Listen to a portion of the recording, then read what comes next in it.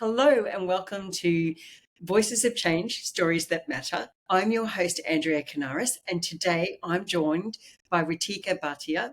We're going to talk about three things that are really important to Bhatia today. She wants to discuss the S in ESG, how it holds real value and great potential in the future. She also wants to talk about moving towards qualitative data, its rigor, but also exploring what's not said.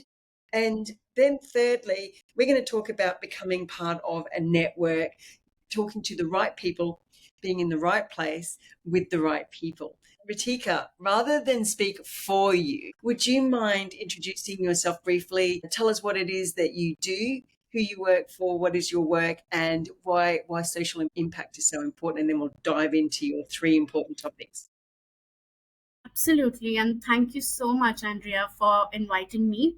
Hi, everyone who have just joined and started watching it. I am Ritika Bhatia from India. I stay in Delhi, and I've been working for last 11 plus years in the development sector. So currently, I am working with EHS Guru Sustainable Solutions. It's a consultancy startup which is working around EHS domains. They look into due diligence, they look into reporting, sustainable reporting trainings, and everything social is what I have joined the organization to define. So that's a lot about me, I feel. But Wonderful. I would like to go a little back and forth in our conversation so that I can really have impactful discussions. Yes. That's wonderful. And that's exactly what we do here at Voices of Change and Stories That Matter. So you are in the right place. Our viewers are going to be really excited about this because I know that ESG you work for a sustainable organization. ESG has been around for a while. It gets challenged. It's being challenged at the moment. You have a particular focus though.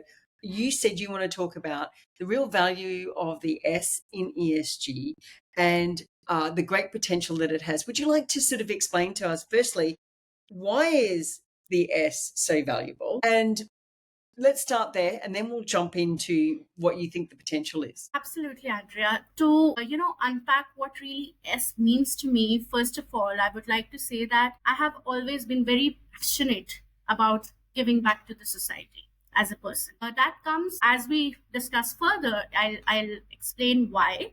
So I come from a family background where very early on I started really observing and questioning things around me. There was a family situation where one of my aunts had a difficult married life, and she's no more with us. But that really impacted me to really question the patriarchal mindset. I went on to take my master's in gender studies, and that's where my actual learning happened.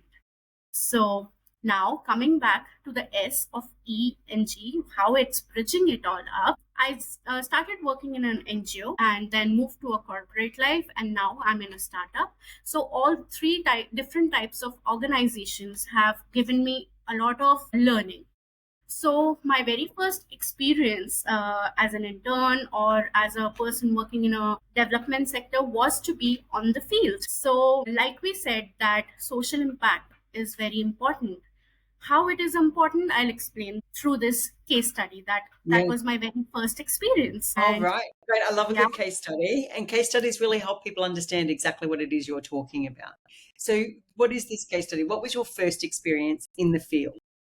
Yes. So this stays with me, like it has always stayed with me and helped me really think through things. So when I went to one of the villages in Rajasthan, this was when I was observing with other set of team members the field area. This was not primarily the location where we were working, but that was a location which was adopted by one of the very well-known corporates in the country. Those corporates had adopted a village, and by adopting the village, it means they were looking and helping the village in getting all required water structures built, plantation drives, cleaning of the schools in that area. All of this was great. When we went to the sites, as a person, I was really happy. Wow, great work, phenomenal work by a corporate, that is definitely something that you look at, they have done a great job. So as we started having conversation with the community, so I still remember clearly there were three people from the community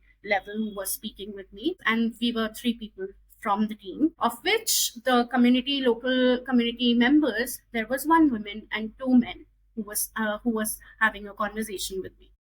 Yes. So, initially there are basic things that you ask, like, what do you do, this, that. We asked those questions. They told us, like, that person who was speaking a lot was mentioning that how he looks after the structures that are built. He was the direct point of contact for the corporate if in case there's any issue that comes up. So, and he was telling me that if there's any issue that comes up, he calls up the corporate organization and tells them that, see, this work needs to be done. Then I moved on to trying to have a conversation with the female. I asked her name, and then I asked her what she does and all. She was not responding, and she was in a proper Rajasthani attire. I thought maybe she's still not very comfortable with me. Yes. We understand, people who studied gender would understand that, there's layers to it, because I am someone who's not dressed up in their way. The Hindi that I was speaking was definitely very city based and not very very local. There are many things, many layers to it. I thought that, let her take her own time to open up. I kept my conversation going with the man, and I asked him, so are you the representative? Are you the chosen one? So he said, no, my wife is. I said, your wife is? So just to tell the audience out there that as per the Indian Constitution's 73rd and 74th Amendment, there are reservations made so that like 50% reservation where women become the elected women representatives of their areas, so they are the chosen ones. Yeah. Yes. Yeah. So the person was like, it's this lady is my wife, she is the elected representative, but in action I'm the one who's taking the decisions and I'm the one who's Oh, running the show. interesting. Yeah, and I was taken aback. Maybe it was the first time, or maybe it was just, reality check happening. Like, Yeah. this is what I've read, and see, it's right in front of you happening. So Yes. I continued with my discussion with this person, and we came back. But when I sat down to write my meeting minutes and my report, everything came to my head, and I was wondering, like, this is one of the village and its situation. Great that the corporate has given them a lot of support, but has it really given them support? For me, support means that you should be capacitated, or you should be empowered enough to get up and get the situation handled, you know? Yes. Yes. I've just got a question just on that. And maybe that's what's coming. But Yes. obviously, it's quite confrontation. And maybe this is why I often find when I ask people, their greatest experience, or people repeat to me that some of their most powerful experiences are early in their career. And maybe it's because it's so confronting when you first see it. Outside of that, it's kind of theoretical, and then you get confronted with it. Obviously, you're sitting there and you're being confronted with the obvious, I guess, violation of a woman's autonomy to speak for herself, that Yes. lack of autonomy. Was this something at the time from your observation that the company knew was happening, or did you stumble across it? Well, I'm pretty much, I mean, I feel the company maybe did not know, because I was not, that was not the area where I was supposed to work. I was just trying to understand the area. So Yes. I did not went on to ask the company, because I was in no capacity, first of all, Yeah. to ask Okay. questions corporate. And secondly, I think even in the areas where I have personally worked through my projects, after that one incident, I've seen many more of such. Yes. Yeah. So you have your answer that Yeah. our Indian constitution is great and it has made amazing provisions, I would say. And but when it comes to practice, it's Yes. the understanding, the mindset, which stops people from actually letting it get implemented. Yes. That's so powerful, because the one thing I often say is like that difference between theory and practice, and this is a little bit the same in that it's putting it in, like you said, legislation, whatever, is wonderful. The intent is amazing. There Yes. can be a breakdown though between what you want to see and what you think is going to happen into implementation. How do you support the implementation, which I think is what you're really getting at here, is that, yeah, we've got this really wonderful thing, but in reality, if women can't or are subverted in their right to actually articulate and be the actual representative, then it's nothing more than a document or a Yes. tick box. I would say you've ticked the box. Oh yeah, look, we've given them the right tick. Aren't we amazing? So that must have been really hard early in your career, by the sounds of it as well. Like, Yeah. you were young. I How, was, yeah, I how was do you, shocked. yes, imagine there would have been a lot of emotions that go with that. What did you do next? Like, what was, were you able to to raise that conversation and affect some change? Yes. So that time Great. I was still in the process of, figuring out things. So I've always been very grateful that I met some amazing people right at the beginning of my career. So Yes. I went back, I prepared my report, I discussed it with my director then, and she said, Ritika, I have been in the area and have been working with women and for women. Honestly speaking, she used to always say, and she still says that there's a long way to go, Ritika. But even if from 19 you have reached 20, which is still 1% of change that you've made. So Yes. that's what stays Love with me. that. I love that. And I think that's important because it is a tough area to affect change. Change doesn't happen quickly. Like, it's slow. People resist change, particularly those who, I guess, are the beneficiaries of the existing conditions, resist change. But funnily enough, which might surprise a lot of people, even people who would benefit from the change can resist change because there's something, it's comfort. It's familiar and it's what we know. And that's what you're battling.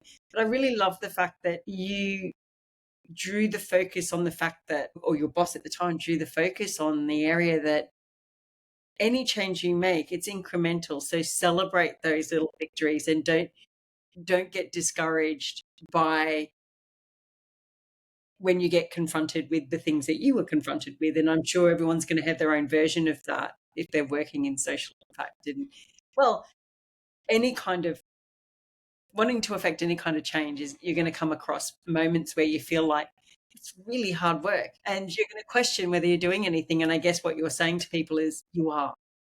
Yeah. I mean, that's why since that very day, my focus, my bookish knowledge, I'm being honest, I Yes. kept it aside, and I really thought that I need to engage with them to actually understand them, why they are doing what they are doing, rather than just, think like this has to be done, this activity has to be completed. Yeah. You really need to get into the, every minute detail, read Yes. between the lines, like you said. Yes. So that's a wonder. It's a beautiful story. I really getting a clear understanding of what drives you. You know, you had this very personal, intimate relationship with someone you cared about that really raised an issue with you that was important. It drove you into the work of working into gender and into impact. So that brings me to the S. Like, why? What is it that you see the S brings the value of the social work in the ESG component? So yes, What is it so valuable? And then what is this potential that you speak of that the S provides? S provides a lot of potential, a lot of making can happen, or a breaking can also happen, like I said. So it has the both positive and the negative. Like the Newton's third law of motion says, now everything that has, An equal and opposite reaction. opposite reaction. Yes, that point is very much applicable to the social impact domain because, Most definitely. yeah, because, like this example that I gave, came back and I said that any project from now on that I am going to work on, I mean, I don't know how I had that courage at such an early age, but I had it, and I still do that. You know, either the project should be from a programmatic perspective, it should be built where there is a monitoring evaluation inbuilt in the whole process, because hand holding at each and every step is important. Alongside that, we need to have a system in place where we are not just looking at the quantity, these many trainings are done, these many participants were there. No, it has to be somewhere where we are capacitating. Yes, building a structure can happen. I mean, I have been part of programs where structures were built, and at the same time, structures were built by the people of the community. So there's a Yes. difference, right? Yes. Is that are you speaking of what I would call a sense of ownership? Yes. That it's not that the system that you may have built would be bad. It might be the fact that it's just that it doesn't speak to these particular people in this community, but if they were involved in it, that they would have a sense of ownership. It would be theirs. Yes. Is that what you're speaking to? Am I understanding you correctly? You're absolutely bang on. Because when you have that sense of ownership, whether you're going to the market buying a single pen, you've spent 5 rupees or 10 rupees or whatever in Indian currency, it's rupees. So you know that your money has been invested in that and you own that thing. So you will keep it with utmost care. Similarly, when you build something, and in the projects that I worked on, we said that we understand you cannot put in money, but you can put in effort. Come to the site, give us your insights, or for that matter, support in building. Okay, that Yes, very I love structure. that. Yeah, that's a kind of like build with, not for. Like build with community, not for community. Not for. Yeah, Yes.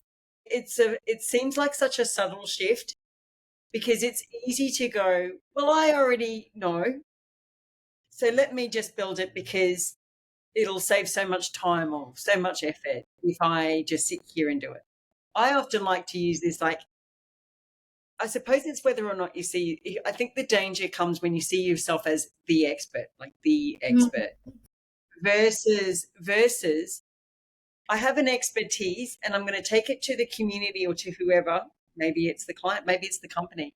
I've got an expertise and I'm going to lend it to you to help build what you come. Because it's a fundamental, it sounds like you're being pedantic, but it's actually a real fundamental shift in the way you think and the way you approach things, I find, which I think is what you're describing.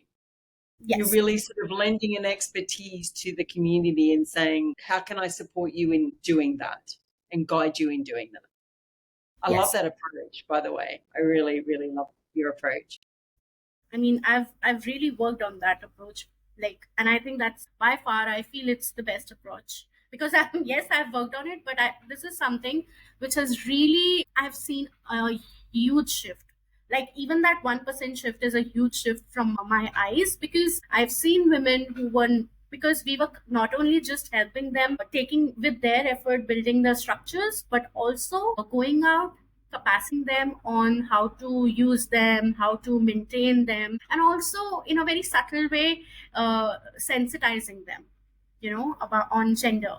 So that's how my workshops used to be designed and were designed, and they still are. I would say, because the programs are still running, and and I still remember it clearly. Another case study, that there was a woman who was very reluctant in coming for the session, for the training. I asked my team members, like, what is the reason? I tried calling her and there was no response. Her mother-in-law instead picked up and she said she's not doing well. At that very moment, I took a decision that I'll go and meet the lady. Right. So I went to her house in the interiors of Rajasthan. She explained her situation. I have to go for work. I have to look after my kids. So I'm left with very little time or no time. So I said, I appreciate your honesty, but even if you can come for an hour or so tomorrow, that would be great. I'll ensure that whatever was taught in the last 1 day session, I'll repeat that. You won't believe, Andrea, she came for the session. And lovely. Wonderful.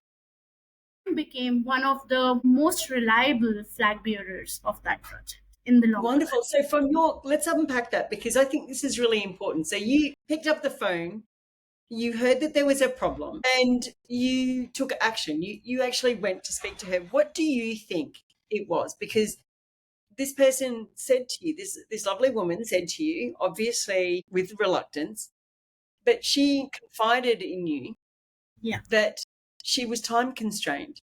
Yes. And yet she still turned up the next day. Now, she didn't suddenly get more time. She didn't Yeah. suddenly have less responsibilities and less pressures on her. So why, Yeah. from your experience in that and conversations with that woman, without giving away, obviously, any identifiable information, but from your experience in working with this woman, what was it that shifted her? That made her turn around the next day and pretty much do what she just finished telling you she couldn't do. So what did she reveal to you later that made her take that step of coming up to that workshop that led then to her being a leader in this kind of work, this kind of movement that she was involved in? Yeah. So I understand she had a small kid, I still Yes. remember, 3-year-old kid and a 5.5-year-old kid. So Yes. she said that, she used to get up early in the morning, Yeah. take out milk, and they used to give milk at the milk booths. She used to do that, and then the venue was a little far from the local level. So I understood that on my part, what I have done is wrong because I'm trying to bring them to a new area. I should rather be moving into their area. Yes. Okay, so I should be the one going into the field, Yes. looking out for a location rather than asking them to come to a fancy, a hotel and, showing them projectors and all Mhm. that. Should be more, sensitive towards their situation and be there. This was my fallback. Second was because this kind of a training was happening for the first time in that area. So the community there was a little hesitant in letting the women go out.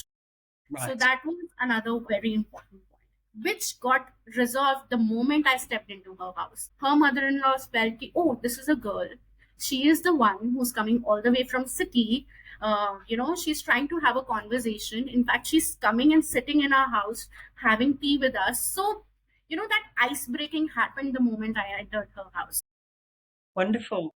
That I mean, you really connected with them. Now, am I hearing you right? Did you, as a result of that conversation with her, did you move your workshops to the Yes, I did. location? Yes, that was one of the most important Yes. feedback I gave to my then funding agency, and they happily understood what I was trying to That convey. is amazing. And this is just incredible. I think people listening are just going to go, yes, I had a similar experience. What I really love about this is you did what we always talk about. And if people are wondering what we mean when we say active listening, I think you demonstrated that in that story. You didn't just ask a question and then let them answer. You Yeah, heard them and then actively listened by showing them that you listened. And this is the important thing about active listening. What you did was you actually demonstrated to them that you heard them because you went there, yeah, connected with them, and then showed them yet again, like you doubled down on it and moved your workshops to where they are. So I would imagine your trust levels went through the roof. absolutely. And there were not just, I mean, we actually exceeded the number of participation on the next day. This is amazing. I love a good case study, and this is an incredible one. I'm just blown away. It's so heartwarming to me to hear these stories because it sits at what I say about the difference between theory and practice. And it would be easy for someone to sit there and say, I did all the right things. I did all the right things. I've got a workshop. I'm trying to help them. I'm doing this for them. And it's the for thing, which is why I'm emphasizing it. But you could sit there and tick some boxes and go, look, set up these workshops. I've done all the research. I'm doing all the right things. But no one came to my workshop. Mm, Right. And you could make another leap then and go, well, they don't really want this. they want something different Right. from. Whereas you just went, maybe I'm missing something. I need to find out what I'm missing. And I think that's a huge takeaway from people, and not just because it's about listening, but because it shows what happens when you really listen and couple that with action. I mean, Yes. that's beautiful. It's a beautiful story. So that's why it's important when things like this happen early in your career. Like So 7, 8 years back. so it's probably why you see it's probably why you see the potential. So in your own words, what is that potential that you see? Now that you're armed with this kind of understanding of how to really move people and move the dial, what do you see the potential in that S in ESG then? So S has a lot of potential. So what we really need to do is not just look at it from the regulatory and legal point of view. So when, for example, let's talk in terms of legal only now. From a corporate perspective, a company says that we have, so in India we have this POSH Act 2013. Under this act, it's anti-sexual harassment act. Yes. Yeah, which is a very important act, and any company which has 10 or more number of people must have it and adhere to it. So under that, they need to have an internal complaints committee also. There are times when you when you're working and you see that the act is there, the committee is there, and the company is also somewhere partially giving trainings. But then what you see, what you don't read in this situation is, okay, you are doing all, the company is doing everything, right? The meetings are also happening, but still you see there is the women. What what you need to study is, why are the women not participating in the upskilling workshops, or there is female, why is there a huge female attrition rate, especially after maybe childbirth, they're leaving the organizations, why? So the companies are not looking at that. What they're looking at is, we have check mark the policy, the committee and everything is in place, we are putting up posters, communicating the employees, but are we investing well enough in capacitating them? So, what really social here means is that you just don't have to have the regulatory legal compliances in place and be compliant to all of that, but actually understand that despite being compliant, where are we lacking, how we Yeah. can improve, how we can capacitate people to a level that they can stand up and voice their opinions. Yes. Feeling somewhat empowered. Yeah. It's an And empowerment thing. Yeah. I love that. And there's a segue because I want to make sure that we touch on this. And if I'm understanding rightly, like the tick box thing is not where you have impact, right? That's what you're saying. Don't just tick the box. Really look at where you can move the dial and change things.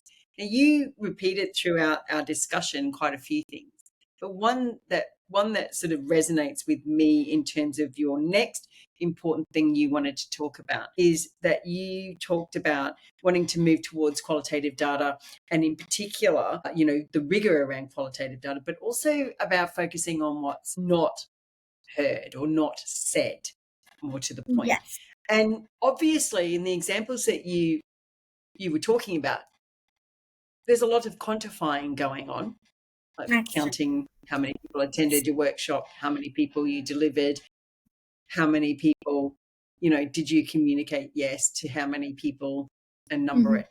So when you say moving towards qualitative data and rigor, what do you mean? How do you do qualitative data in these things, and what value does it add to the social impact work that you do? What is the true value of that qualitative data, and why should we move more in that direction? So I'll still go back to the very first example I gave, where I was in the village setup speaking with three people, one of which was Yeah. was a woman who was in her local attire. She did not speak with me, right? So coming back to the qualitative data part, why did this woman did not speak with me? What is the reason? What is the reason that was holding her back from speaking with another woman? Yes.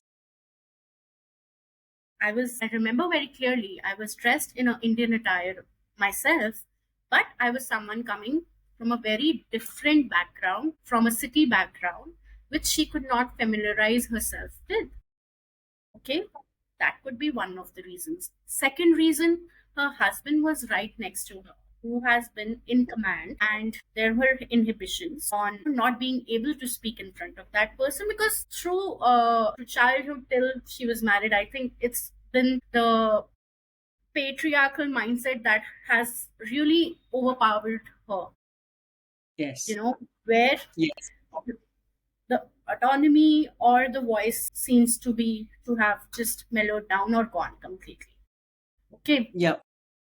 And in the same example, what we could see and I can say is that when I look at the quality bit, I read between the lines that the work was there, the structures were there. The company will change tomorrow. The corporate will move to another area, or probably, Yeah. decide Yeah. to do something else. Where will the people go? Mm. What will happen in that situation? In a situation of that sort, only if they are, they know what they have to do, Yes. will help them. And traditionally, people of Rajasthan have known how to conserve water because it's a drought prone area. There have been practices where they would sit on a charpoy or a, I mean, we call it charpoy. So they sit on that and bathe. It has, it is knitted with sack kind of a thread, and they sit on it and keep a small, big bowl, actually not a small one, bathe with that. So Yes. the thing is that when we are looking at the qualitative data analysis, we have to look at the traditions. We have to look at the tradition, where the touch with the Yes. tradition actually went away. Is it the reason? Is it the companies coming into the picture, or XYZ? I don't know what, because I still am exploring that area. So Yeah. that people just stopped actually believing in their roots and the traditional practices. They left those traditional practices. Maybe they were just trying to become more modern, and at what cost? Yeah. So all these questions came to my mind. So for me, qualitative data is analyzing all these situations and coming with a answer that, and reading the answer that, empowerment is important.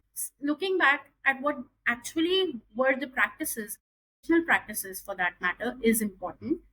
So Yes. always, and what setup they come from is also equally important. What is real for me may not be a reality for you. So that is where my answer lies. So reading all this is all qualitative. You will not get these as answers when you are merely looking at how many, the number of water structures, check dams built, or the number of people who attended the trainings. So this is the Yes. beauty. So it's really delving into their story and Mhm. understanding them. Understanding the nuances. I often say in social impact, and not just assessments, but social impact work, is that the social baseline is quite often misunderstood. And it's more what you're describing. It's not just a set of numbers that counts how many people and whether they were male and female and what age they were. That's all great to know. Like, you need to know that, of course. Yeah, that's What basic. really makes a social baseline valuable is all that qualitative stuff, the story of the community. What is their culture, their beliefs, their aspirations, their, and you can't get that through quantitative data. You might get little bits here and there, but what ties it together, what makes it important for a particular community? And I think that's what you're describing, and I really love that example that you give. There's so much about the world that she lived in that that led her to be in a situation where she's sitting there with another woman across her going, I can't answer those questions at this point in time. And you don't understand me is probably where she was coming from. Is that Absolutely. how you, is that how you felt at the time, that she felt like you didn't really understand her? That she felt that this girl coming all the way from having all the luxuries in life, knows nothing about my life. And I think she was right in that. I mean, that's Yeah. her perspective, and I respect that because I actually don't know her life, right? Yeah.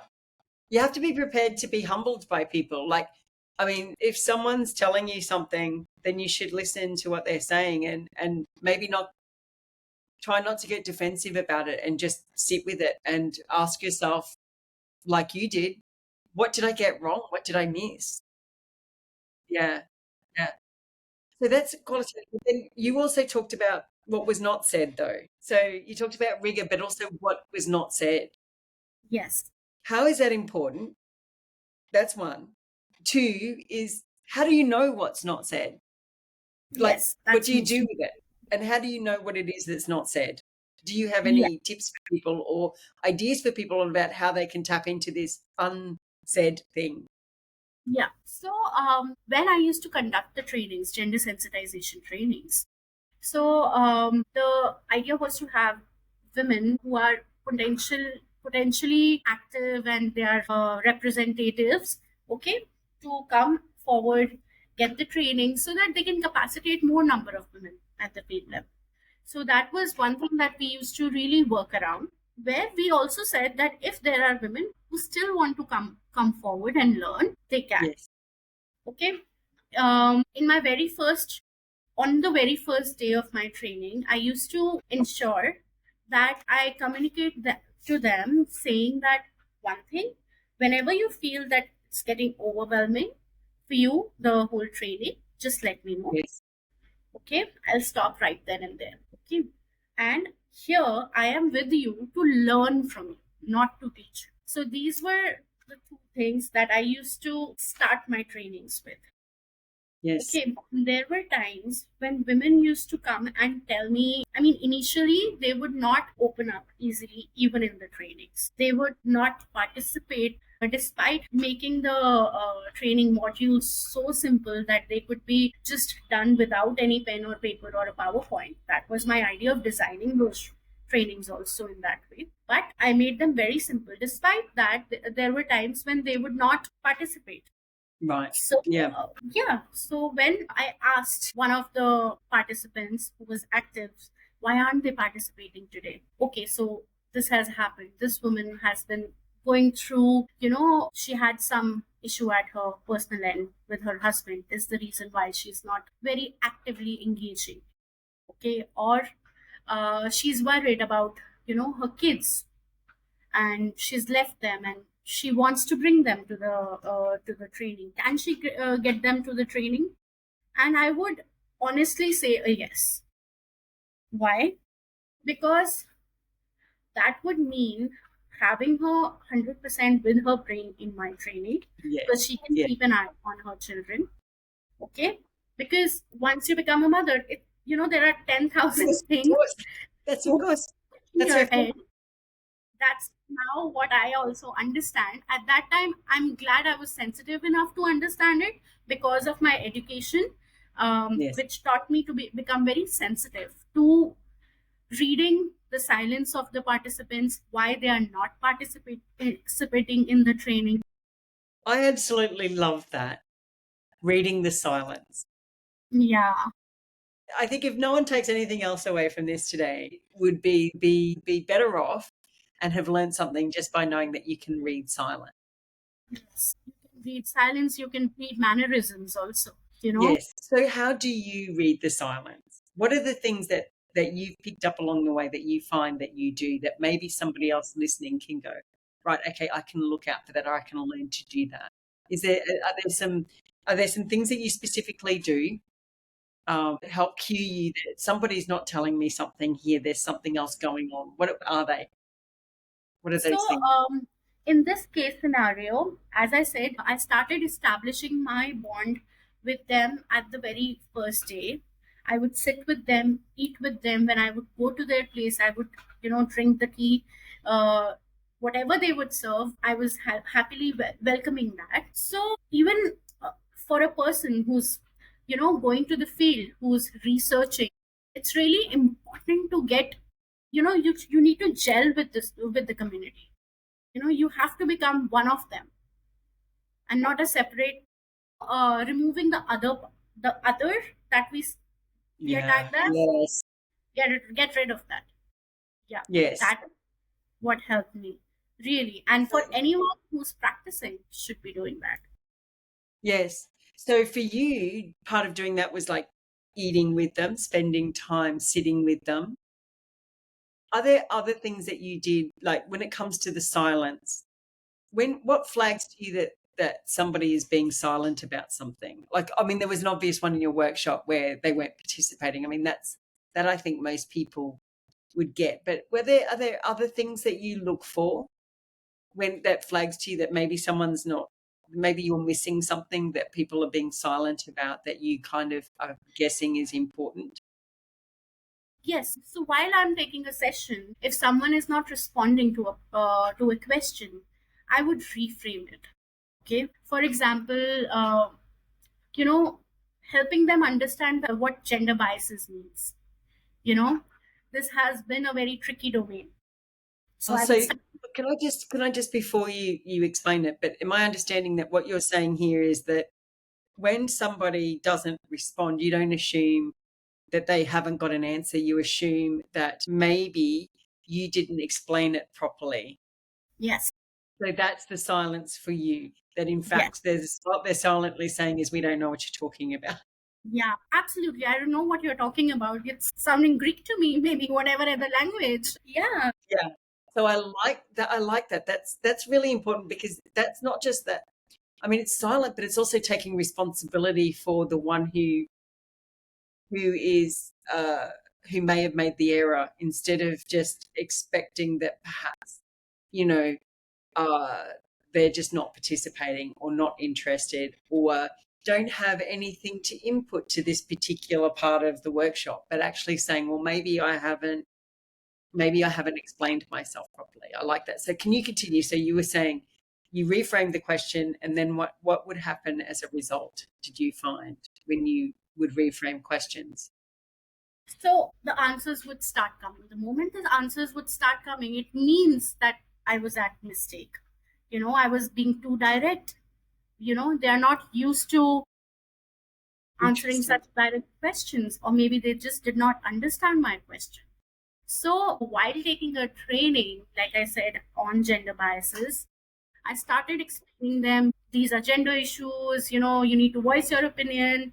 And they were like, wait, this is what we've been doing. This is what our mothers have been doing. How is it wrong? They asked me about a question. So I reframed it. What I did, I did not ask them anything. I went on a board. I started asking them, what is their daily routine, whatever tasks they are doing throughout the day. When they would list out their tasks, I would ask them to, also list out the tasks that their husbands would be doing, the male member of the family. The moment they would start listing out, I would get a big list of, responsibilities and work being carried out between early morning till the time they sleep. And I would say, see, there's a lot of work that you are doing in comparison to them. So I am trying to say that what you are doing is also work. So from there, I would start explaining them what gender really means and what gender biases have. I'm not saying that women cannot be biased. What I'm trying to say that it exists. That's it. So Yeah. this is how, Without judgment, just explaining what it is you were talking about. rather Yes. than direct cross questioning, it's better to just be with them, understand what they are trying to say first, and then you slowly ask your points. So that will get you better results than a direct question or a check mark question. Yeah. Yeah. Yeah, which is what a lot of that regulatory and, like you said, legislative stuff kind of lends itself to. You know, did you do that? Did you do this? Did you go here? How many were there? But the richness comes from this understanding.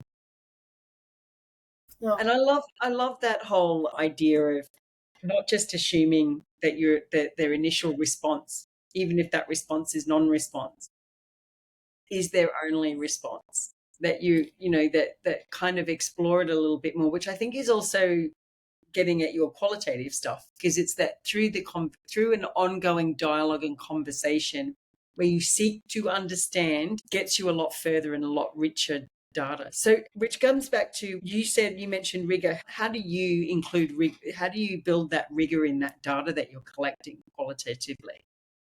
Because that would be the biggest argument people have against qualitative data. It's not rigorous enough. they're very comfortable with quantitative data and the rigor.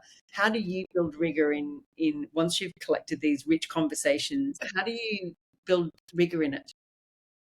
So how I would build rigor is because after collecting that data, okay, obviously you do the initial set of data collection, which is most of the times quantitative. Then your qualitative data comes once your program is being designed, okay, and you are testing it. Okay, Yes. what data that you have collected, the qualitative data, the analysis is done.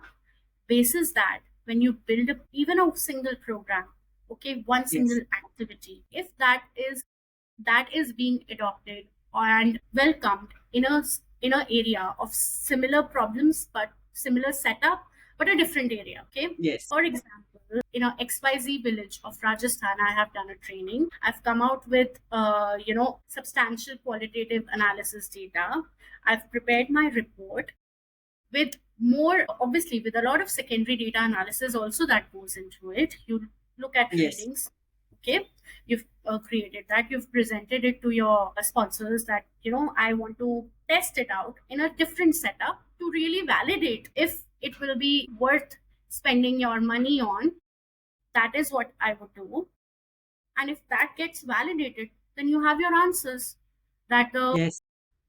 it is a replicable model that you build out of it. This is how Yeah. you substantiate it. And find out what replicates. So I would imagine if you discover that things aren't necessarily rigorous and don't add value, would they then inform your design of the program? As in, you might leave certain things out, and then yeah. How does that work in terms of the differences between communities? Because not all communities are obviously the same. Yeah. So how do you determine? And I know what I think, but I want to hear what you think. How would you determine what stays in qualitatively because it's important in terms of distinguishing this community from that community? And in fact, that whilst it didn't show up in the last one, that it's important to this particular community. So how do you grapple with that? So it is very interesting. So the areas that I've worked, predominantly Rajasthan, Bihar, Nepal also, partly. I had mostly, so when it came to, so Rajasthan drought prone area, whereas Bihar, Nepal, water management is what was needed there. So immediately, one thing that was common was me working with women. Okay. That is one thing that was common. But the scenarios change, their problems change in terms of water itself. At one place Yes. there was no water, the other place there was a lot of water and management was an issue. So there my strategy shifted Yes. because the language barrier again, that was a different language. So Yes. what stayed was the learning that I'll have to be on ground zero, understand their problems, and then see what I can pick from this training learnings from what I did in Rajasthan and what has to be specifically for water management. So the technical part would change. The Yes. technical engagement would change. By Yeah. technical, I mean the second and third day would, in this case, would be how to manage water. In this case, also you would map the area with the existing water bodies, but there the idea would be the technical expert would share how to manage it, how to control it. Here they would tell them how to bring it in the water, how to Yes. conserve it in that way. Yeah. So the technical part always change. So that is what the qualitative analysis brings to you. It tells you what can be taken forward from the earlier experience and what has to be dropped, which I think will not happen in a quantitative data, because you'll be playing with numbers. Yes. That's what I love that example. I think it's a perfect example, and I think that makes perfect sense to me. Communities do change. There are technical things that don't follow through. There are things about communities that you can only know through the qualitative, and that's that ongoing discussion. I'm also conscious of time, and there is one thing that you touched on that is really important to you, and that is becoming part of a network. You said right places, right time, and right people. Would you like to unpack that for people? Why is becoming part of a network so critically important to you? It's extremely important, Andrea. I think we started a conversation around that somewhere. Like the world is shrinking, but the world is also becoming very much aware also at the same time. So there are communities, there are platforms like LinkedIn, there's Instagram. But I feel building the right connection will happen when we are communicating our stories in the right way. We are building the narrative in the right way, and we are getting connected with the right people. For example, the two of us connected. Similarly, Yes. there are people who have a lot of experience, more experience than me, I would say, because they've been in field for longer time. So connecting with them, understanding their thinking and bringing it on the forums like your forum. I think it's going to be great if someone joins it, because they'll only learn and they'll also contribute at the same time.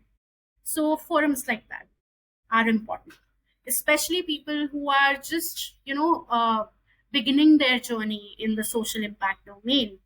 They really need to be part of such groups and actively be participating and communicating.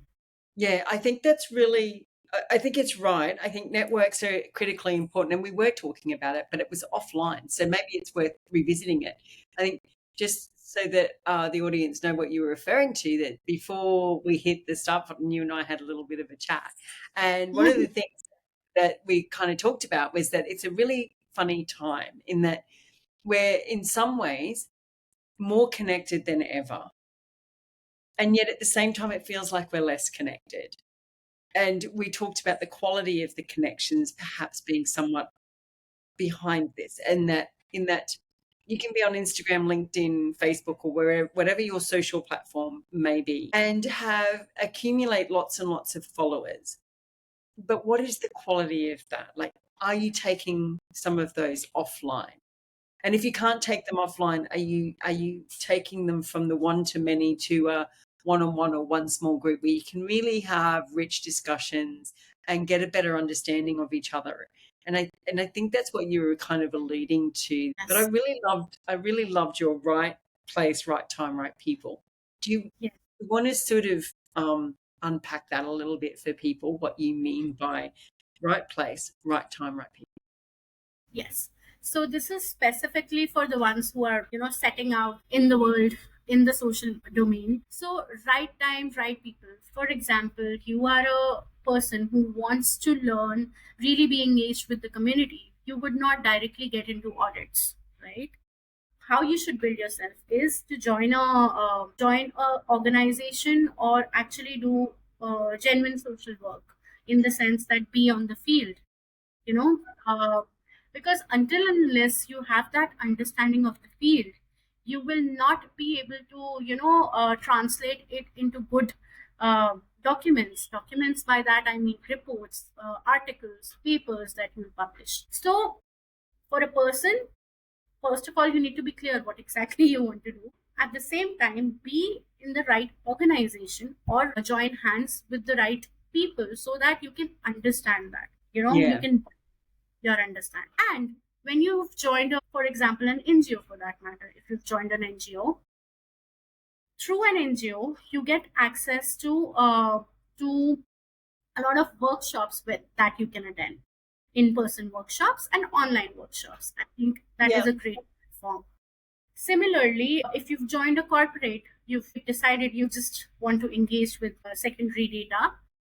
In that context, also, you look at the regulations and rules and regulations, how you're engaging with them, not just looking at them from the legal point of view. Yes.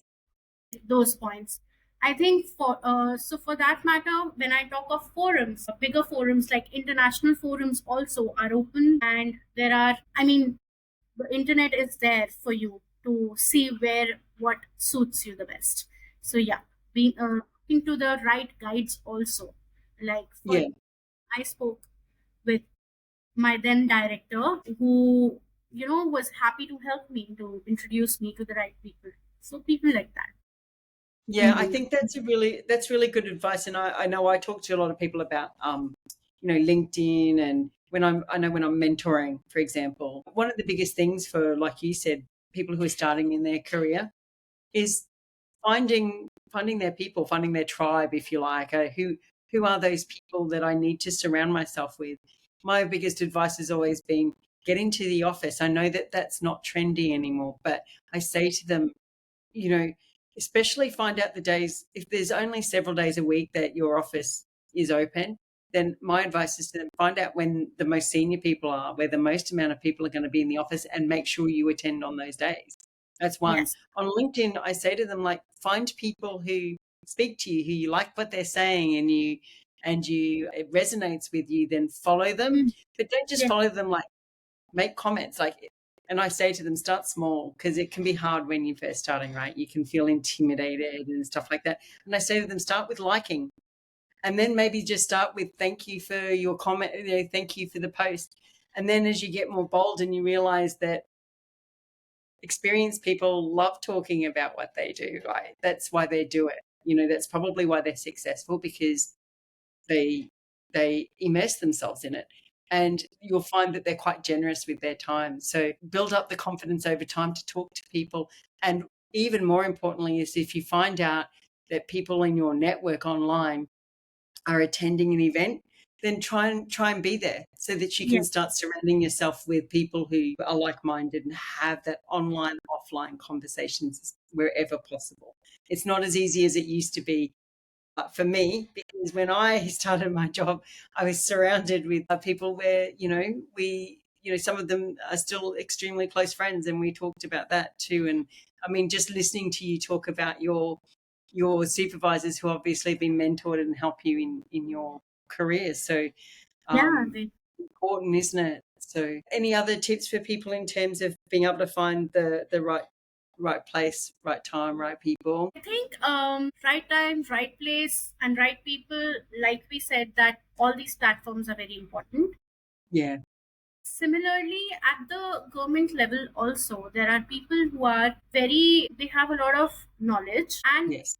to our surprise, at times they want to listen. It's not like they'll always Yes. shun you out. No, they won't. It's Yes. how you actually build that network. You try to understand who's the right person. Sometimes that would require to go to their offices, literally sit for Yes. hours and find their time. I have done that, honestly. It's all, I wouldn't say, there have been times when it was not fruitful, but there were times they would give time and they would discuss and give their inputs, which really helped me.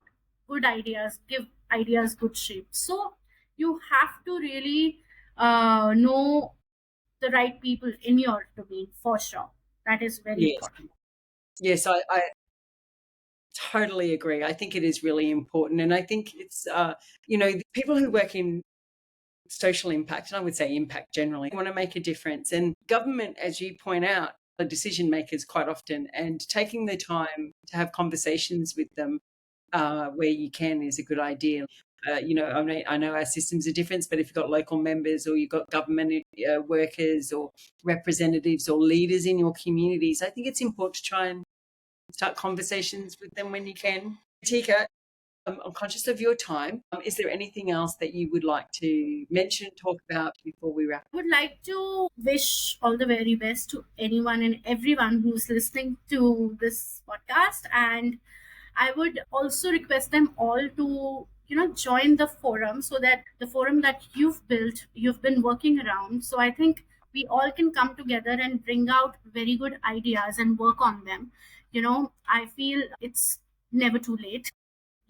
Someone or the other will catch up with the idea and build it. And I think that's a great thing to do. One thing is that I think I missed during our conversation is there's a lot of important, so a third party analysis for ongoing programs to be integrated with the programs is very very essential, because it can Yes, completely give the right direction to yes. the program. So we That's a really very need, good point. Yes, that's important. wonderful. Well, Yeah. but Tika, it has been an absolute pleasure, and I learnt a lot listening to you talk. Thank you for bringing your rich experience to bringing the case studies that really demonstrated nicely how people can start to maybe implement some of these things themselves. So I thank you for your time, and I appreciate you. Thank you. Thank you so much. And as I always say, always there for you. Thank you, Andrea. Likewise. Thank you, Ritika.